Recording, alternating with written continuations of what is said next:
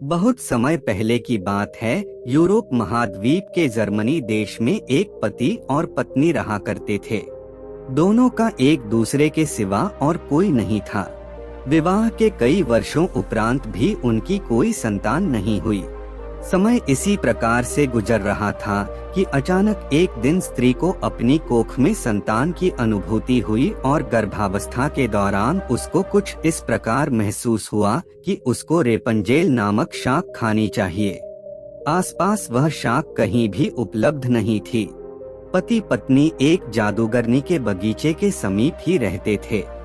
पत्नी के मन की बात जब पति ने सुनी तो पति ने उससे वादा किया कि वह उसके लिए रेपंजेल नाम की वह शाक साथ लेकर आएगा। बगीचे में चोरी से घुसकर उसने वह शाक अपनी पत्नी के लिए तोड़ी और यह क्रम कई दिनों तक चलता रहा। एक दिन बगीचे की मालकिन जादूगरनी ने, जिसका नाम डेन गोथेल था, उसे यह चोरी करते हुए देख लिया और जादूगरनी ने पति को बंधक बना लिया। पति जादूगरनी के सामने बहुत गिड़गिड़ाया और अंततः जादूगरनी एक शर्त पर वह शाक उसकी पत्नी के लिए देने के लिए राजी हो गई। शर्त यह थी कि संतान के जन्म के बाद वह उसे जादूगरनी को सौंप देगा। मायूस मन से पति ने उसकी वह बात मान ली और बच्चे के जन्म होते ही उसने जादूगरनी के हाथों अपनी पुत्री को सौंप दिया। जादूगरनी ने अत्यंत मनोयोग से उसकी पुत्री का पालन पोषण किया और उसका नाम उसी शाक के नाम पर रेपंजेल रखा। रेपंजेल एक अत्यंत रूपवती कन्या के रूप में धीरे धीरे विकसित होने लगी। उसके सुनहरे बाल और अद्वितीय रूप की चर्चा आसपास की जगह पर धीमे धीमे से फैलने लगी। कन्या के 12 वर्ष के होते ही जादूगरनी डेन गोथेल ने उसको एक ऐसी मीनार में कैद कर दिया जिसमें ना तो कोई दरवाजा था और ना चढ़ने के लिए कोई सीढ़ी। इसमें एक ऊंचे स्थान पर एक कमरा था जिसमें केवल एक खिड़की थी। जादूगरनी अपनी जादुई शक्तियों के माध्यम से छोटी बच्ची तक पहुंचती और हर दिन उससे मिलने के लिए दिन के समय जरूर जाती। इसी प्रकार से दिन बीतने लगे। वह बच्ची बड़ी होकर एक अत्यंत रूपवती स्त्री के रूप में विकसित हुई। उसके लंबे घने सुनहरे बाल इतने लंबे हो गए कि बाद में जादूगरनी उनके सहारे मीनार पर चढ़कर कमरे में आने और जाने लगी। ऐसा करते वक्त वह रेपंजेल को पुकारते हुए कहती, रेपंजेल अपने बाल गिराओ ताकि मैं तुम्हारे सुनहरे बालों पर चढ़कर ऊपर आ सकूं। समय इसी तरह से गुजरता गया और एक दिन किसी राज्य का राजकुमार घूमते घूमते उसी क्षेत्र में आ गया जहाँ पर रेपंजेल उस मीनार में रहती थी। रेपंजेल की आवाज में अद्वितीय मिठास थी। जब वह गाती थी तो जैसे समय ठहर जाता था। एक दिन राजकुमार को टहलते टहलते एक मधुर आवाज सुनाई पड़ी। वह आवाज कहाँ से आ रही है यह जानने के लिए जब राजकुमार मीनार के पास गया तो उसे दिखाई पड़ा कि एक ऊंची मीनार के ऊपर कमरे में एक सुंदर रूपवती स्त्री रहती है। उसकी इस मीठी आवाज को सुनकर राजकुमार उसकी तरफ अत्यंत आकर्षित हुआ और वह अपनी उत्सुकता पर काबू नहीं रख सका। उसने मन में ठान ली कि वह इस बंद मीनार में रहने वाली स्त्री जिसकी आवाज इतनी मधुर है के विषय में जान के ही रहेगा।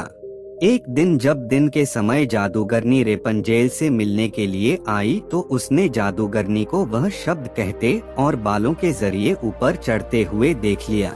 राजकुमार ने इसी प्रकार जब रात के समय रेपंजेल को पुकारा तो उसने उसे आने के लिए मीनार के सहारे अपने बालों को लटका दिया। राजकुमार ऊपर जाकर रेपंजेल से मिला। रेपंजेल और राजकुमार एक दूसरे से प्रेम करने लगे। दोनों ने मिलते ही एक दूसरे को पसंद कर लिया था और वह एक दूसरे के लिए अंतरंग सहचर बन गए। अंततः राजकुमार ने रेपंजेल के सामने विवाह का प्रस्ताव रखा। रेपंजेल इस पर सहमत हुई और दोनों का मिलना जुलना धीमे धीमे बढ़ने लगा। जादूगरनी डेन गोथेल रोज दिन के समय रेपंजेल को मिलने के लिए आया करती थी। राजकुमार और रेपंजेल ने मिलकर एक योजना बनाई कि राजकुमार द्वारा दिए गए रेशम से रेपंजेल एक सीढ़ी बनाएगी जिससे कि वह दोनों उस जगह से भाग सकें। रेपंजेल की मूर्खता के कारण जादूगरनी डेन बोथेल को राजकुमार के रेपंजेल के पास आने और उसके गर्भवती हो जाने का पता चल गया। जादूगरनी डेन बोथेल ने रेपंजेल को मीनार से बाहर निकाल दिया और जंगली जानवरों के बीच में जंगल में विचरने को अकेला छोड़ दिया और वह स्वयं उस मीनार के कमरे में जाकर छुप गई। राजकुमार के चढ़ने के लिए उसने रेपंजेल के बालों को काटकर उन्हें मीनार से बाहर लटका दिया ताकि राजकुमार ऊपर चढ़ सके और उसे कोई शंका ना हो। जब राजकुमार रेपंजेल से मिलने के लिए उस रात आया तो रेपंजेल की जगह जादूगरनी को पाकर वह भयभीत हो गया और मीनार से कूद पड़ा, जिससे कि नीचे पड़े कांटों से उसकी दोनों आंखों की रोशनी चली गई। जब राजकुमार नीचे गिरने लगा, उसके हाथ में रेपंजेल के कटे हुए बाल आ गए और रेपंजेल की लंबी बालों की लट राजकुमार के साथ ही नीचे गिर गई। नीचे उतर पाने का कोई अन्य तरीका न होने के कारण जादूगरनी डेन बोथेल उस मीनार में फंस गई और अंततः मृत्यु को प्राप्त हुई। अपनी आंखों और अपनी प्रेमिका को खो देने के बाद राजकुमार निराश होकर अंधा होकर जगह जगह भटकने लगा। कई महीनों तक इस प्रकार भटकने के पश्चात वह उस क्षेत्र में जा पहुंचा जहां पर रेपंजेल बस चुकी थी। उधर रेपंजेल ने जुड़वा बच्चों को जन्म दिया, जिनमें एक बेटी और एक बेटा हुआ।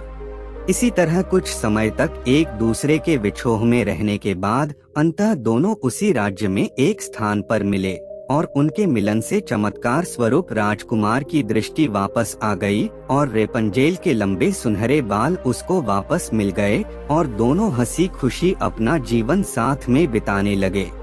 इस कहानी से हमें यह शिक्षा मिलती है कि बुरे का अंत बुरा ही होता है और विश्वास के सहारे एक दिन दुनिया में सब कुछ पाया जा सकता है। जिस तरह जादूगरनी गलत नियत से रेपंजेल को इतने साल कैद में रखती है, एक दिन उसे इसका दंड मिला और वह मारी गई। रेपंजेल ने बचपन से उम्मीद लगाई हुई थी कि उसे एक दिन कोई बचाने आएगा, उसकी खुशहाली भरी जिंदगी होगी। एक दिन उसके इस विश्वास को भगवान ने पूरा कर दिया।